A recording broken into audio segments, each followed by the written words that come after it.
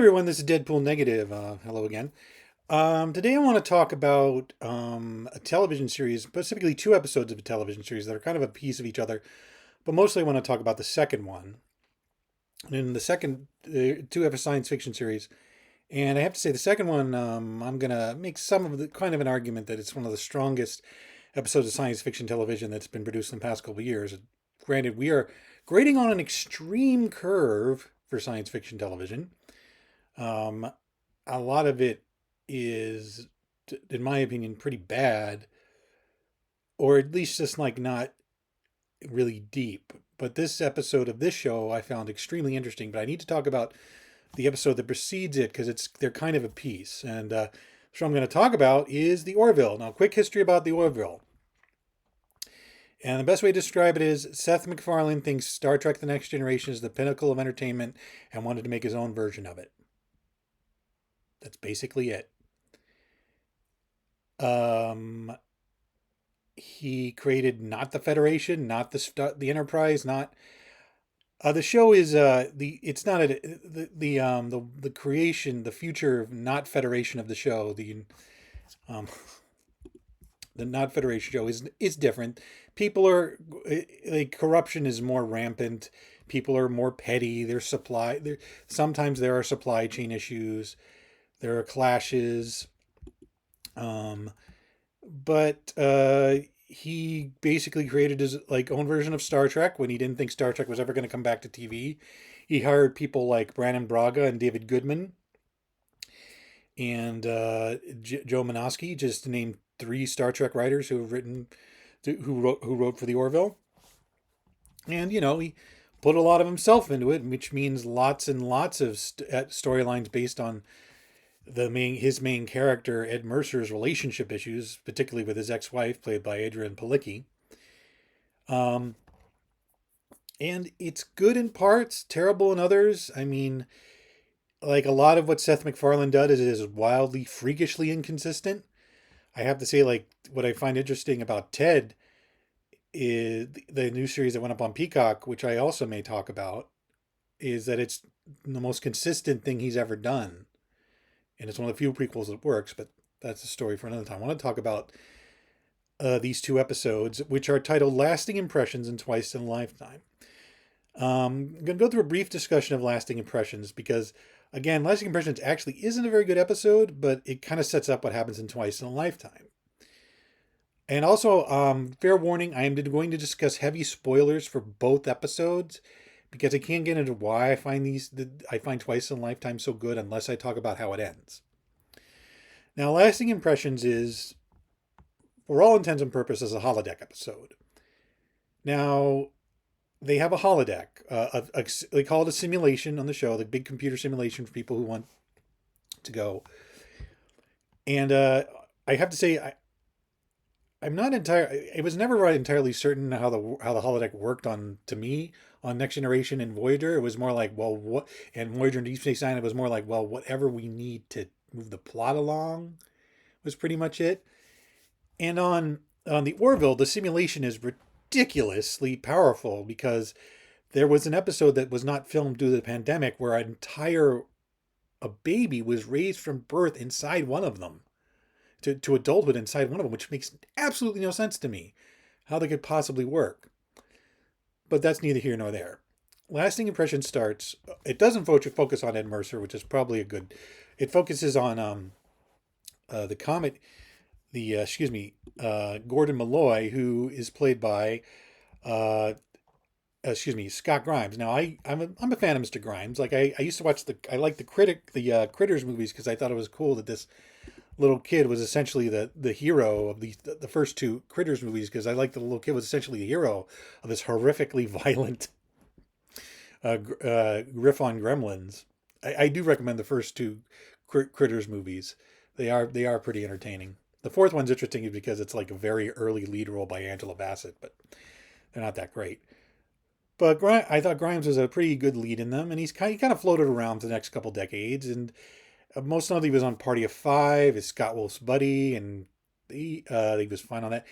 He kind of got back in prominence when he wound up on ER as Archie. Excuse me, Archie Morris, like this, who was he introduced was more of a annoying comedy character, a rich kid who was just a doctor because his trying to be a doctor because his dad wanted him to, and he was like a real jerk, and the kind of like, oh, this is the jerk doctor. But what happened was, it seems like according to Grimes, like he was the only actor that wanted to be on that set. Like a lot of the actors at that point in the show were leaving, and they started basically writing him as a more competent. It was actually a pretty good. I thought he was one of the stronger characters. Like basically because like he was one of the few actors who wanted to stick around. They started writing him as a nicer, more competent doctor. I mean, they didn't cheat. It was like actual character arc, and it wasn't. I'm not sure it was 100% successful, but I thought it worked. And after that, like after he fell into the orbit of Seth MacFarlane, he was doing voice work mostly on American Dad. Well, he was on American Dad like when he was on at the same time around the time he joined ER, um, and he's been on American Dad since. I just realized, like, he plays Steve on American Dad, and man, that voice must strain his vocal cords. And so and with Seth MacFarlane, one thing you can guarantee about the guy, he likes to employ the same people over and over and over again. I mean, Grimes is actually on Ted, and he's, like again, I'll probably talk about Ted when I finish it. And he is, and so is another cast member of the Orville, Penny Gerald. But back to the Orville and Gordon Malloy, and like I said, like when the problems of the Orville is Ed Mercer, Seth MacFarlane's lead character, is like Seth. God bless him, he tries his best, but he's just not that strong an actor, and he comes off as like. But luckily for us, and these episodes are written by MacFarlane, I should stress, a lot of the Orville, like Family Guy, becomes about Seth MacFarlane's own issues with relationships. Grimes is quite good in both these episodes in interesting ways. And with the first one, Lasting Impressions, they find a time capsule that was buried in Saratoga Springs, New York for hundreds of years, and it gets onto the Orville ship. And there's an interesting cameo by another Star Trek actor. I mean, and what happens is Gordon finds a cell phone from 2015 given by a woman named Laura Hubbins. Laura Hubbins is played by Gossip Girl's Leighton Meester. What's funny is they both Leighton Meester and Jessica Zor never appear in the same shot in these two episodes. I mean, there are story reasons for that, but it still amused me. Um, anyway, Meester plays a kind of ordinary woman named Laura Hubbins, and what happens is Gordon kind of looks at the cell phone, keeps looking at the pictures, and this is where MacFarlane, I think, hit on something really insightful here. He starts looking through her cell phone and all her pictures and stuff, and he in his head you can see in Grimes's face, like his face, the connections in his head he makes, but with this woman, despite not knowing her. I think MacFarlane does a pretty pointed commentary on the way social media can warp desperate, lonely guys' brains. And he basically clones his own copy of the cell phone, and he kind of looks at it, and he just keeps thinking about her. And then he plugs the cell phone into the computer simulation and essentially builds 2015 Saratoga Springs and brings Laura back to life. He finds a way to get Laura to communicate with the virtual Laura to communicate with him outside of the simulation. And it's actually, with the way AI is going, it actually becomes weirdly kind of creepy and relevant that this guy is able to essentially rebuild an entire person just based on information in her cell phone. And he goes in and starts to date her and forms a genuine connection with her. I mean, there's even an implication that there's an implication they may have even had sex, but. And this episode kind of goes, but it goes in a really predictable arc because he tries to introduce us to her friends. And one of the things I've liked about the Orville is whenever the characters kind of encounter the modern day, the majority of them can't stand it. There's a scene where like Ed, Kelly, and two of the other crew members of the Orville are get visit Ed in this virtual world, visit Gordon in this virtual world, and hang out with him and Laura and their friends, and they can't stand it. They think it's weird. They think they don't want to play. They don't want to play charades. They don't like the 21st century is completely alien to them, which is a nice contrast to Discovery, which acts like it's still the 21st century. But the episode goes in a predictable arc. Gordon eventually discovers that she got back together with her boyfriend around the time, like, and it was all in that cell phone. He just that's the way the computer generates it, and he tries to delete the boyfriend from the cell phone from the simulation, but he finds out that changes her mind in certain ways. Another part of the episode is like both the Meester and Grimes are singers, and they both get to sing in the episode, which was nice. And it deletes the thing. What happens is deleting her ex boyfriend from the simulation changes her.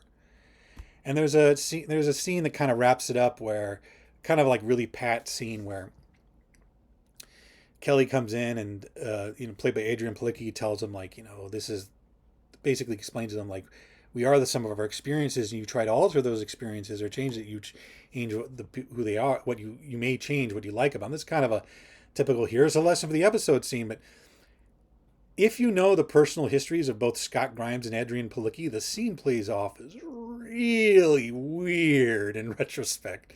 But I'm not going to get into that. Again, there's like not much to the episode. It's very predictable, and there's a subplot where Peter Macon and Chad Coleman, playing Bortus and Clayton, are handed the dumbest plot, comedy plot, and these poor talented actors are trying to carry this thing, and it's predicated on such a dumb joke that I don't want to spoil it because I need to. If you watch this episode, I need to see I need you to have that reaction, like, really, Seth, that was your joke. That was your joke. But that's neither here nor there. That's what I wanted to do to set up Twice in a Lifetime. Now, Twice in a Lifetime does some. It goes in a very interesting direction. First off, it starts with this like rollicking action scene where they have a device. There's a device on the ship that researchers have been working on that can actually, here we go, travel through time. It's called basically Lamar is fiddling with it to make this device called the Aeronov. I think it showed up in an earlier episode, and he makes it so it can actually send a ship back in time. And obviously the Galactic Union was like, okay, we got to put this in a secure location. However, when they get there to put the Aeronov device in the secure location, the Kaylon are already there to grab it for themselves. And there's actually a pretty rollicking action sequence to start the episode off, and which kind of sets you up for where it's going. Gordon, to keep the Kaylon from obtaining the device, he blows it up, and then something happens, and because he was thinking about Laura at the time, he was thinking about Laura earlier that day, he winds up in 2015. And then they find out, because time is in flux and nothing is certain yet. I mean, this show is very much like you can feel Brandon Braga's influence on it and on it. There's a lot of, if you like the technobabble on Voyager and Next Generation, I'm going to add, first of all, why? Second of all, you will love this because there's a lot in here, and so in your head you're like, okay, 2015. What do we do? What do they do? And the ship winds up in 2015 using Aeronov device, and discover that Gordon lived to be in his 90s and married Laura and had children and Gordon became a pilot because he is a pilot, lived to his 90s and married Laura and had children. And he got a happy ending. He got a happy ending. Well, okay, I want to back up. They went back in time. They went back in time to 2025. Okay, so they go back in time to get Gordon because they don't know if that's because it's basically there are rules for time travel in the Orville universe where you can't do anything. You cannot leave something in the past like that as dangerous. So they go back in time with the Arrow device, but they overshoot. They only go back to 2025, and then it gets really interesting because they not only got to get back to 2025. Although this Gordon has it's a really great scene where Kelly and Ed approach Gordon, and credit to the makeup department, and Grimes, Grimes looks 10 years older than he is, and not like, oh, they put too much makeup on. He has like a little salt and pepper beard, but he also just looks tired in a way that a guy who's been 10 years and so you discover that what happened. Well, we know. I mean, the show kind of spoils it in a way, because if you just look at the screen, it says, well, he married Laura Hubbins, and so that's another great scene where they meet Ed at the airport, and he says look, I don't know about this. I'm happy here. I want to stay here. And they go with Gordon to his home, and there's Laura, and they have a 6-year-old, a 5-6-year-old son, and she's pregnant. And I'm not sure, because they actually mentioned the pandemic at one point. I think at least in some of these scenes, Meester was actually pregnant because she had her second child in 2020, and production in the Orville season 3 was shut down, possibly in the middle of this episode, because that's one of the jokes of the episode. So you find out, first of all, I'm going to go back to one of the things about this show, that the future. You find out Gordon did not immediately seek out Laura when he wound up in 2015. Instead, he followed the rules. He isolated himself in a cabin in the woods and waited for them to pick him up. And they didn't pick him up. And and I really credit Grimes with this scene. He talks about, I'm hurting the timeline by being here. I had to kill animals. Here's a guy who lives a couple 100,000, hundreds of years in the future, and to him, hunting animals, even to survive, is disgusting and repellent to him, and it affected him psychologically. And they don't spell it out, he was disgusted by it, but you can see it in Grimes' face. Grimes did probably some of the best acting he's ever done in this episode, and he just the rage in his face when he has to explain to Kelly and Ed what he did, and how angry he was as at them, because what, you want to take this away from me now? And Laura, and both episodes have a big flaw, is that Laura is exceptionally underwritten. She's nice, she can sing, she's basically, MacFarlane doesn't really give her a personality, which sort of works in Lasting Impressions because we're seeing her entirely filtered through Gordon's point of view. But with and this is I know, great science fiction episodes. Laura is just wonderful because she's played by an actress, Leighton Meester, who has such a bubbly, likable personality. She's not given much to work with except be nice, and she is so there's actually a scene where he explains the truth to her, and she believes it. I mean, she has two people who are telling her that it's actually true, along with Gordon. And there's a line which is, well, you weren't worried during the pandemic, and I'm like, okay.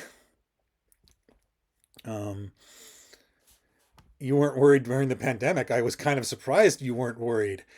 And so is this why? And I was like, oh yeah, that's kind of obvious. That's kind of an obvious line.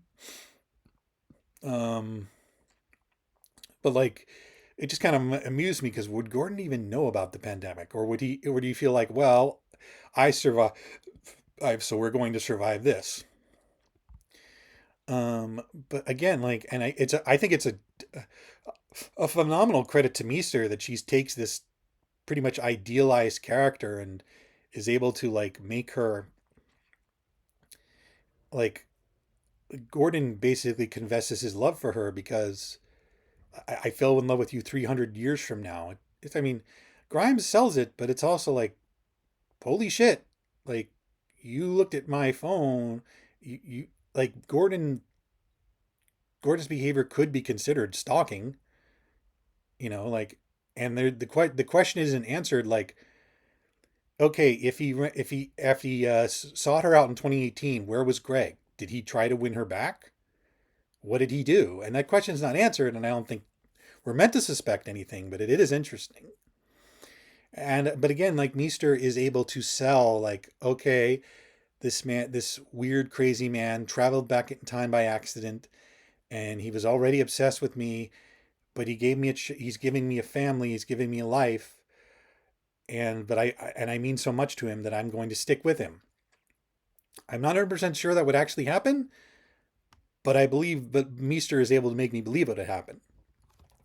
There's also a decent subplot involving the Claire and Claire and Isaac. I mean, not Claire. Excuse me, Charlie and Isaac, which also went into like why Charlie is so hates Isaac and the Kaylons, even though Isaac is quote unquote the good Kaylon. And she, it's good acting from um, I'm the actress is blank. I'm blanking on the actress's name, on the first name.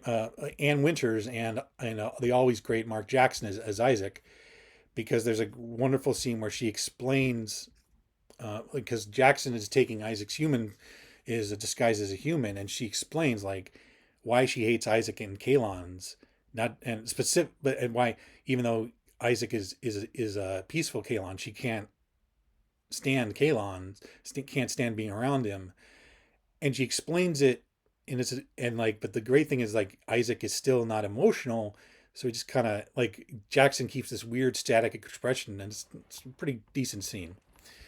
But there's not much to that. But what I want to get to and why I think this is a great episode because it's trying to interrogate something.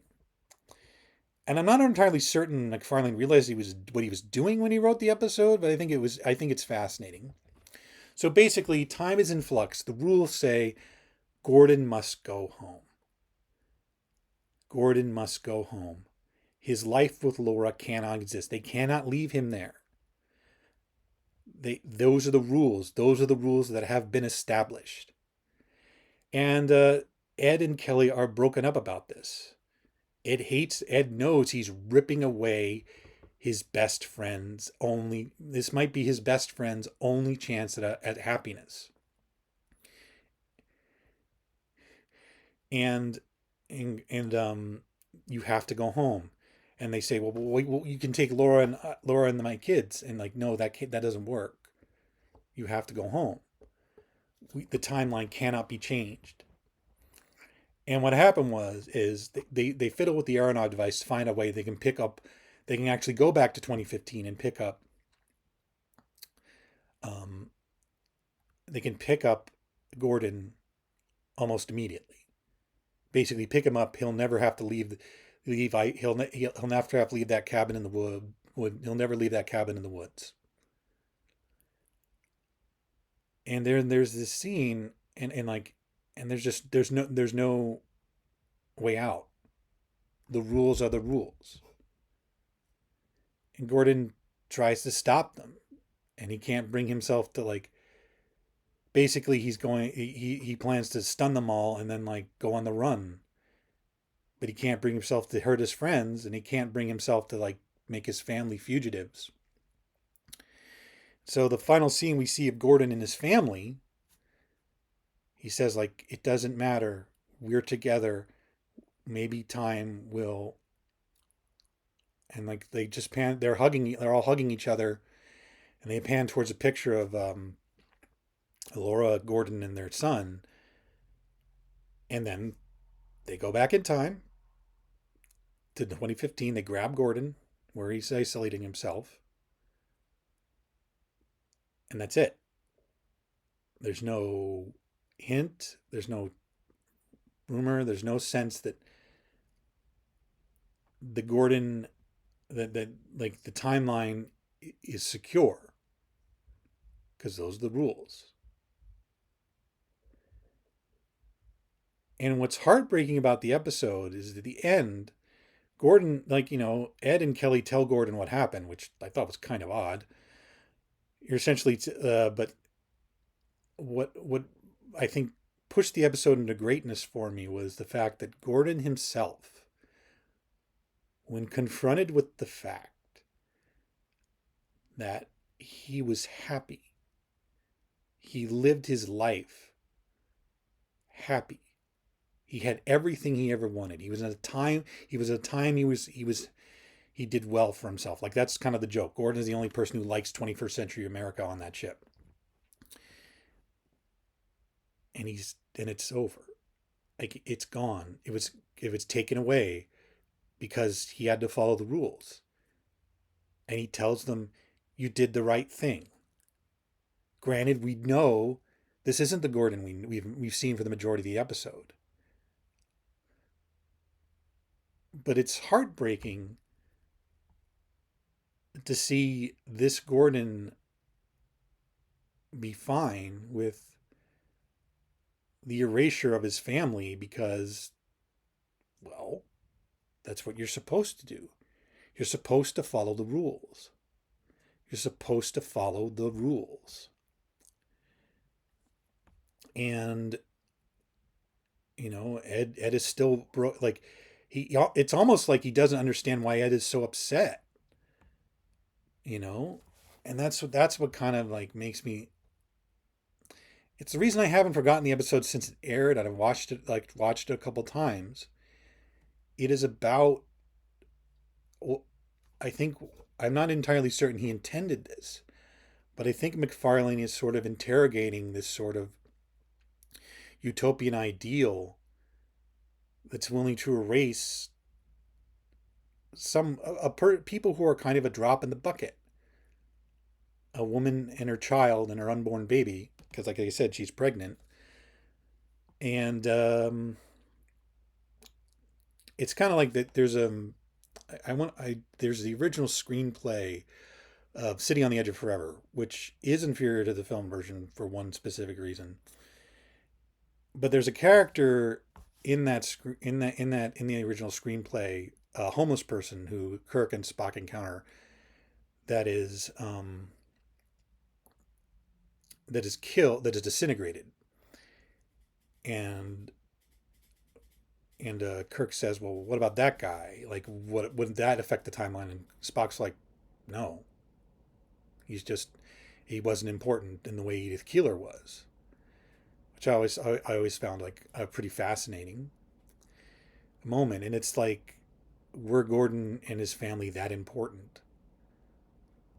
Like, if you found out your best friend had lived an ideal, happy life, was living. I mean, none of us have time travel or on spaceships, but you had to take that away from him because it would mess with the rules. And again, like, what I think is great about the episode is how desperate Grimes feels like in the 2025 sequences to hold on to this small thing he has, and how indifferent and okay he is with having it taken away from him, even if he didn't get to experience it. I think it's kind of an indictment of the cold clinical thinking. I'm honestly not really sure, but that's why the episode has stuck with me. It also helped that at the time, Strange New Worlds was doing another episode, was doing an episode that riffed on classic Trek just like the Orville riffed on classic Trek with Twice in a Lifetime, and that episode was offensively bad. And I'm not going to discuss that. But I really think, like, again, like, I recommend you watch these episodes. Like, again, lasting impressions is in the end pretty bad, but Twice in a Lifetime will give you a lot to think about, which is more than you can say for a lot of episodes of the Orville. And I can't stop thinking about it. And I kind of wish, like, Seth MacFarlane, if he just could focus more, could really, like, and let go of his obsessions, he could become a very interesting writer. I mean, more consistently interesting writer. And maybe with Ted, he's doing that because, like I said, Ted is better than than anyone expected. Anyway, I hope you enjoyed this little discussion about Twice in a Lifetime and lasting impressions. And both episodes are up on Hulu. And yeah, I did spoil all of them, but even if spoiled, they're worth watching. Well, I mean, Twice in a Lifetime is. Anyway, I will talk to you later, and bye.